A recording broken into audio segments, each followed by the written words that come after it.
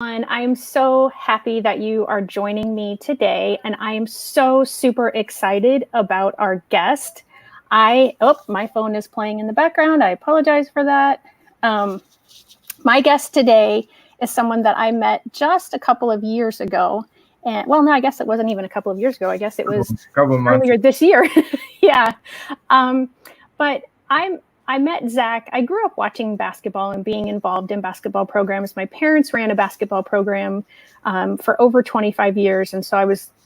There were weeks in my life where I watched 130 basketball games in a week, middle school and grade school, but it's still that's a lot of basketball in 1 week. Mhm. And growing up, my brother played, my nephew played, my daughter played for a few years, and then they all were out of school. And a few years ago, a friend of mine's daughter was playing for the women's team, and so I went up to watch. And then I hung around for the men's basketball team, and I was hooked. The GU Panthers play something called the system. It is extremely fast paced, and it's just very entertaining to watch, in my opinion. I was lucky enough last year to be there when they scored 200 points in a game, and that was crazy, exciting, and just crazy in general.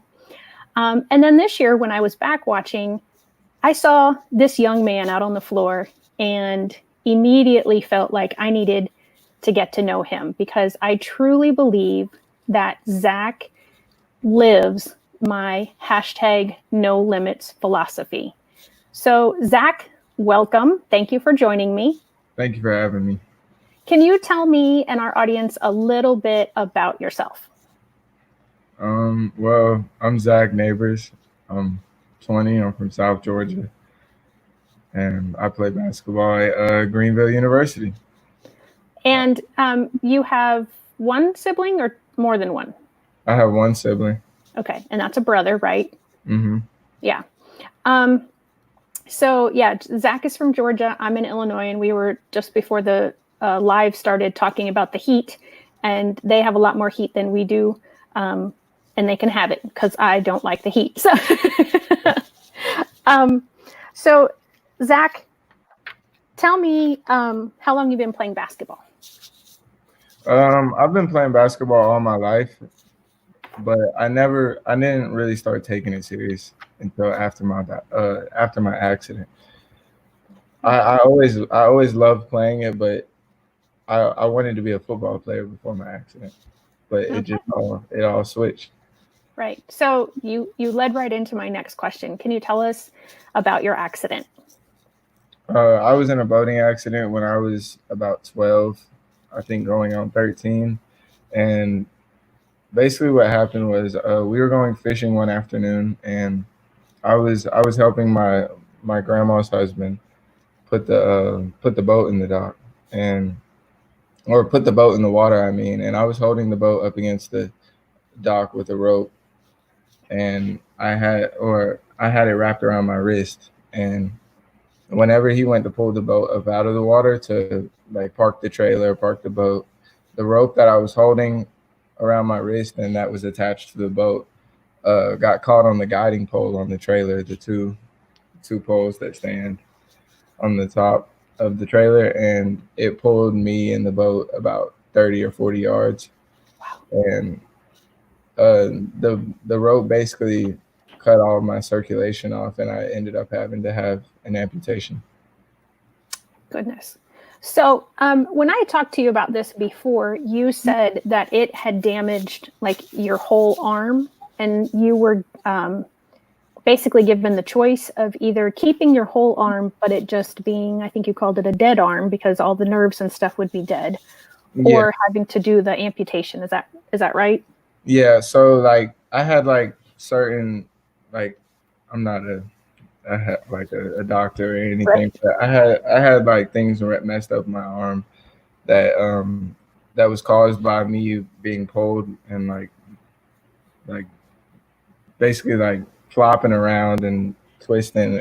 So it basically messed up like the nerves and everything, like you were saying. And I was given the choice of we can amputate it, and you just you'll have to learn to do everything, or have a dead arm, and it would be no use to you. And so you said you were around the age of 12. Did your family leave that decision up to you, or was it sort of a family decision as to whether or not to amputate? Well, the doctors told me it had to be my decision ultimately, because it's my hand doing the removing, I guess. Right. But Sure. um, but they my family did help with the decision. I had lost my train of thought. My family did help with the decision. It was just, but they left it on me to have my own decision, to where I wouldn't have any like regrets or anything. So I'm I'm ultimately happy about the decision. I believe everything happens for a reason. Okay. That's just a lot of, I mean, that's a super heavy decision for a 13, 12-year-old, however old you were at the time, to make. So kudos to you for being able to make that decision. And I'm glad that you don't have regrets. That was actually going to be a question I was going to ask. So Mhm. you took care of that for me. So how long was your recovery? And since you amputated, did that sort of automatically get the nerves and everything activating, or did you have therapies you had to go through? I did. I ended up.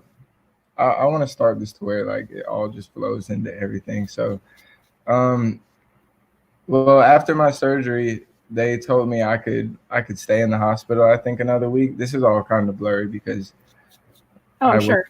doing the talking and everything, but they basically gave me the option I could stay in for like a week, and they could help me to recovery. But I had ended up telling them it's actually a funny story. My mom can tell you. They brought in a nurse, brought in it was like a scale, and it had like a frowny face and like a smiley face at the very end, and they were like tell us how you feel, like are you a 1, are you a 10, are you whatever, and I just stopped, and I was like, to be honest, I don't need any of this. I'm fine. Wow. I'm good with my decision. And so I left I ended up leaving the hospital, and I did physical therapy for a while, just to learn how to do certain things. And but I don't that it wasn't very long. That's incredible to me. I mean, that just, I'm also not a medical person, so it just seems like there would have been more to it than that. But Mhm. I'm glad that it was fairly simple. It sounds like. I mean, I know there was more technical things that happened, but um, I'm glad that it didn't take a long time for you to recover. So that's your right arm that happened on, right? Yes. And you are left-handed and always have been. Hmm. So I'm guessing in those therapies, that's what helped you, kind of get used to only having the upper limb on the right hand, right arm. And then did you have to learn how to do anything that you had already known how to do? Or was it because you were left-handed, you pretty much didn't have that much to learn? Well, during this time, my mom was like, she was looking for options for me for like prosthetics, and like where I could learn how to do certain stuff. And that's how I have, Laura, that's how we figured out about navigability, which I know you'll probably cover later. But um, so we did the whole like prosthetic route, but it was just never something it felt like it was like restricting me. I was never really completely comfortable with it. I tried it out for a while, like probably like the first year after my accident, but it just seemed like everything was easier. Just adapting with one hand. So as you were recovering, did you ever, and as you were getting used to all of your life the way it was after the accident, who or what was your inspiration to keep going, and why did you keep going? Um, I really don't. I have a few answers. Obviously, my family, um, and I just believe it happened for a reason. It happened to me because I was I was meant to be able to handle this situation. I don't really know, because I've talked to people that have one hand that are a different limb situation that they're missing, and it's not the same story. But I just think it's just Okay. how I am. I just, but I would definitely say, like, my family, they helped me, and just wanting to, the want and the desire to feel normal, I would say. So as a kid, that's what you want to do. You want to, everybody wants to fit in, everybody wants to be the popular kid. So me wanting to be the person I was before my accident, I feel like pushed me to accomplish the things that I could do with two hands, like play basketball, play video games, tie my shoes, stuff like that. So Okay. it's just the way. You attend a Christian college, and I know that you don't have to be a Christian to attend there. So I was just wondering if there was, a higher power, because you say that you believe everything happens for a reason. So was your faith in any way part of what motivated you, or is it just that everything happens for a reason and that's My faith, I am a Christian, so that belief comes from me believing in God, me believing that He put this challenge in front of me for me to accomplish. I truly do believe I have a bigger purpose. I think so too. So yes, tell us about the camp that you found in Illinois and how you found it, being from Georgia.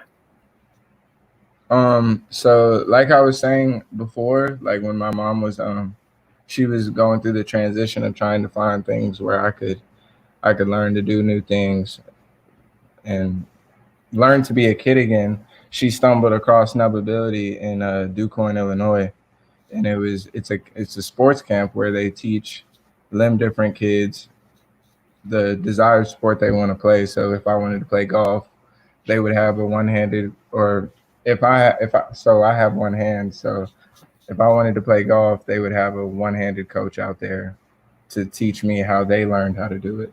Same with basketball, same with baseball, soccer, football, swimming, wrestling. They have every sport, weightlifting.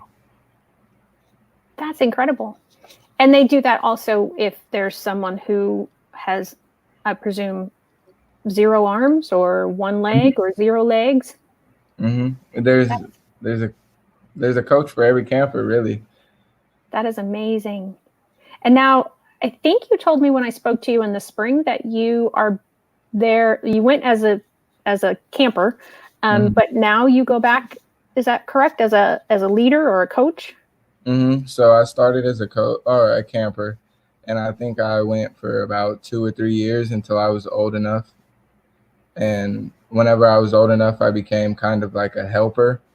When I was 16, I became like a helper, not really a coach, just helping kids as much as I could and not really taking the lead on anything. But now that I'm older, I've returned every year since then to help out as much as I can. That's awesome. So were they able to hold that camp this year with everything going on? They weren't. They weren't able to hold it. That's sad. Well, hopefully everything's back to being able to be face to face, and they'll be able to start that up and have that camp again next summer. And so, so that brought you to Illinois. And so, how did you find out about Greenville University? I found out about Greenville through Sam Cooner, the leader of, or the founder of Nubability. And so I was at Valdosta State my freshman year of college, and I was redshirted and I wasn't playing. And so whenever I decided that I was going to transfer, I was looking for teams. I was looking like, where am I going to go? I just want to play basketball. And I reached out to Sam, and him being in the position where he is, he has a lot of connections to people in high places, I guess you would say. And he just had ended up he went to Greenville and played baseball there, and so he knew Coach Barber. He knew the program, and I ended up getting in contact with Coach Barber. I sent him my film, and the rest is history. I ended up coming on a visit, and I loved the place, so we're back. That's awesome. So I'm going to put up a few pictures and a couple of videos of you playing. So I can't tell you which team this was that you played against, but thankfully it was a winning game. And we've got a score of a 161 to 131. In your experience, has that been pretty typical of the scores in your games? Yes. Okay, that's kind of what I thought, because that's what they've been when I've been. Can you see this picture now? And can you see that I changed the picture? Mm-hmm. Can you see what's going on in this picture? That's after the game. After every game, we circle up, and we usually thank the fans, and we say a prayer. Okay. And let's see. So that's just another shot of that. Uh-oh. Keep going. Oh no. Where'd the rest of my pictures go? Okay, maybe I'm going the wrong way. Maybe I have to go this way. All right, this one looks like it wants to be a video, hopefully. Okay, there. So again, I don't know who you're playing, but here you are right here. So number 32, for those of you who are watching.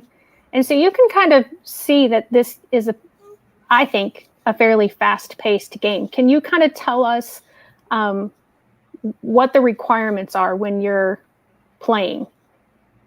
We want to get a shot usually in the first 11 seconds of our possession, and okay.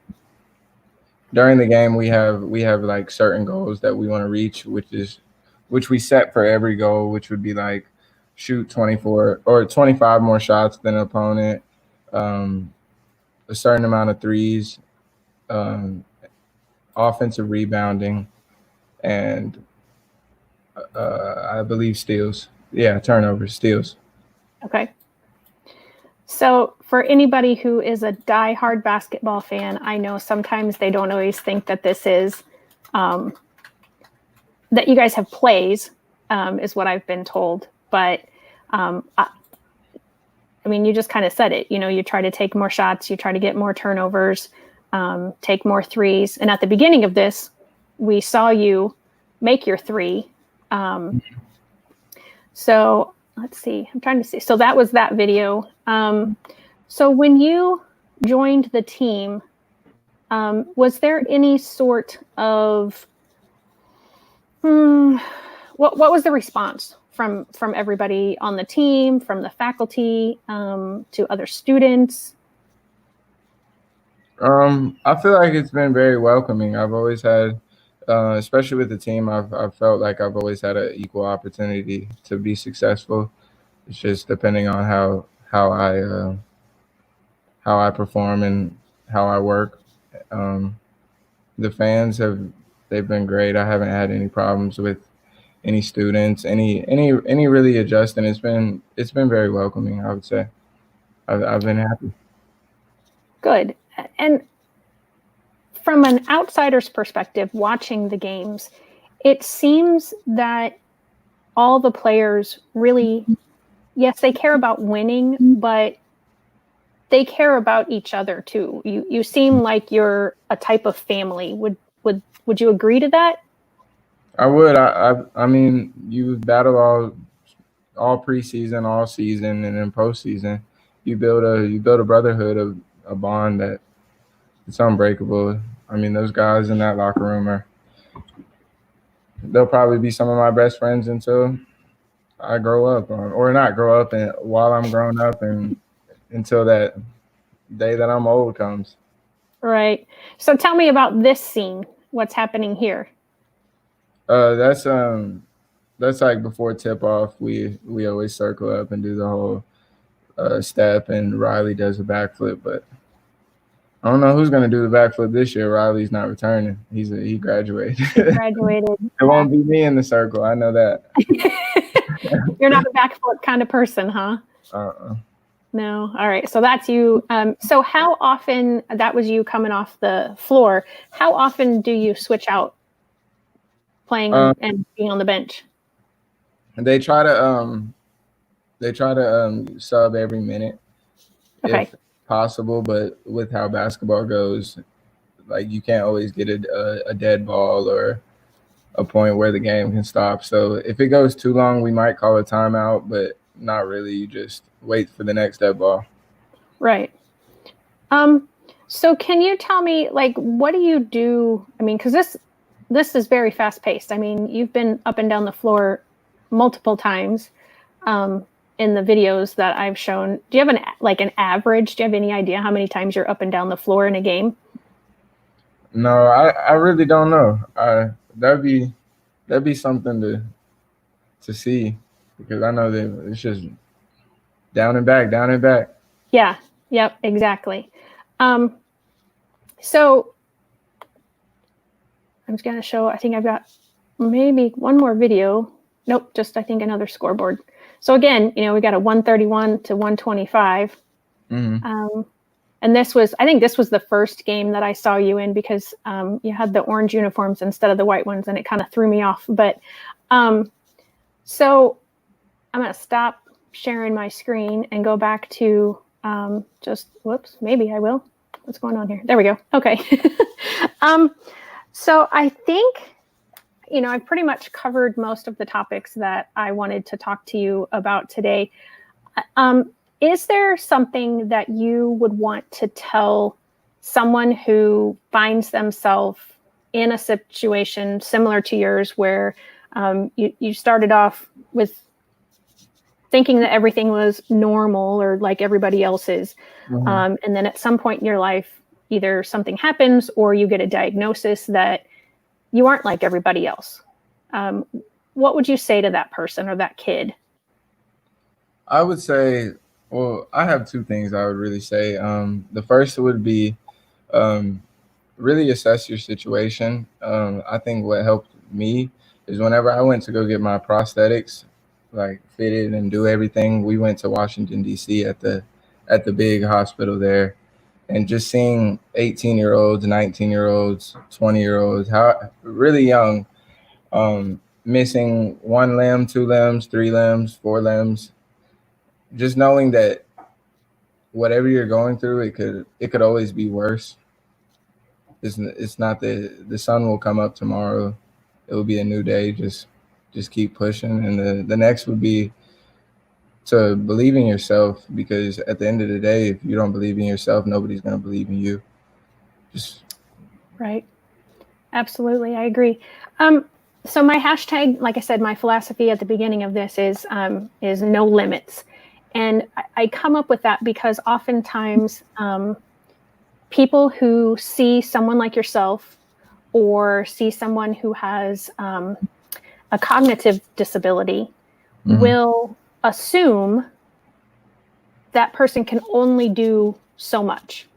Mm-hmm. And so my hashtag no limits is that we have to stop doing that. Stop making that assumption. Stop looking at someone's outer shell and assuming we know anything about that person later on down the road.